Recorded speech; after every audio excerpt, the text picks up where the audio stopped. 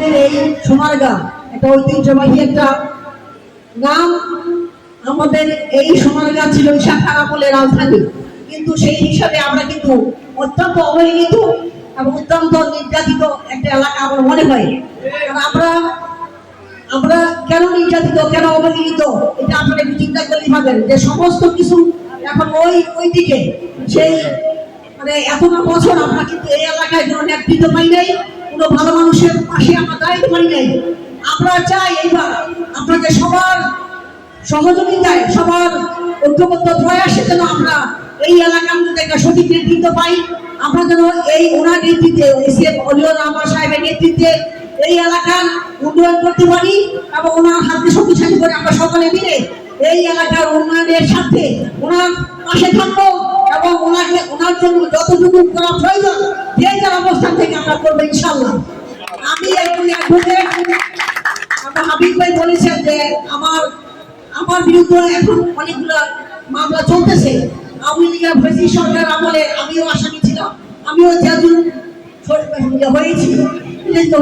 আমি আমার এখন যে সরকার আসছে, আমাদের ঢাকার সহ বাংলাদেশ অনেক সহ মোটেই সমস্ত পিটিএ সব বিএনপি, আশা করি ইনশাল্লাহ আমরা লিস্ট দিয়ে দিয়েছি যে আমাদের যাদের নামে মামলা হয়েছে, মামলা আছে, তাদের সমস্ত লিস্ট আমরা পৌঁছে দিয়েছি জায়গা মতো। আশা করি আস্তে আস্তে মামলাগুলো প্রত্যাহার হচ্ছে, এখন থানা থেকে প্রত্যাহার হচ্ছে, কোর্ট থেকে আমরা প্রত্যাহার করতেছি প্রত্যেকটা ঠিকাদারিকে মামলা। তারা এই চিকিৎসা করে যে রাজনৈতিক মামলা সঙ্গে সঙ্গে প্রত্যাহার হয়ে যায়।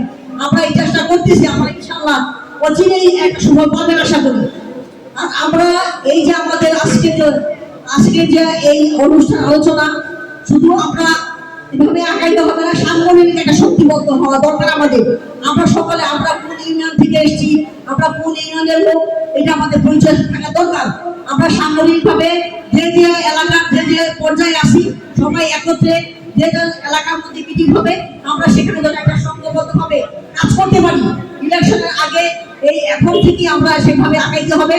আমি এসএম অলিউর রহমান সাহেবের কাছে একটা আহ্বান জানাবো, ওনার কাছে আমরা অনুরোধ করবো যেন সামনের যে দিনগুলি আছে ইলেকশনের আগ পর্যন্ত উনি যেন একটা সংগঠনের মাধ্যমে সবাইকে ঐক্যবদ্ধ করার লক্ষ্যে আমাদেরকে একটা বিভিন্ন ইউনিয়নের ওয়ার্ডের সবাইকে নেতৃত্ব দেন, যে যার মতো যে যার যোগ্যতা অনুযায়ী আমাদেরকে সেই সঠিকভাবে নেতৃত্ব দিবেন। সেভাবে আমরা লাগাইতে চাই, ওরা হাতে শক্তিশালী করতে চাই। আজকে আপনারা অনেক কষ্ট করে এখানে এসেছেন, আপনাদের সকলকে ধন্যবাদ। আপনাদের সকলের কাছে কৃতজ্ঞতা প্রকাশ করে এসিএম অলিউর রহমান সাহেবের হাতে শক্তিশালী করার জন্য আপনাদের কাছে উদাত্ত আহ্বান জানিয়ে আমি আমার বক্তব্য শেষ করছি। আল্লাহ হাফেজ।